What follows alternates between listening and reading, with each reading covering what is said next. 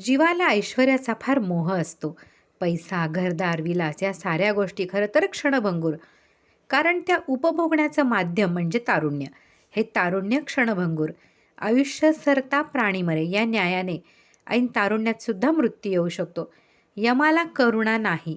वेळ भरल्यावर तो तान्ह्या मुलाला आईच्या स्तनापासूनही खेचून नेऊ शकतो. भरल्या संसारातून तरुण स्त्री पुरुषांना उठवतो. सिंहासनावरून राजाला ओढून घेतो किंवा लहान बालकाच्या मातेलाच उचलून नेऊन बालकाला पोरके करतो. अशा या क्षणभंगूर जीवनावर विश्वास ठेवून तो गोविंदाला भजण्याऐवजी पै पैसाठी मरत असतो. जीवनाची संध्याकाळ संपून कातर वेळेचा भयान अंधकार जाणवू लागला तरी संसार, घरदार, स्थावर जंगम या विषयातच गुंतून पडतो.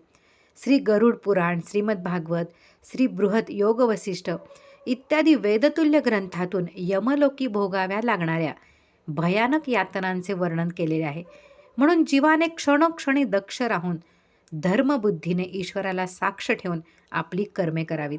आपल्या कर्माला आपणच जबाबदार ठरतो आणि एकदा का कर्माचा भोग भोगण्याची वेळ आली की तेथे सोडविता दुसरा कोणीही नसतो.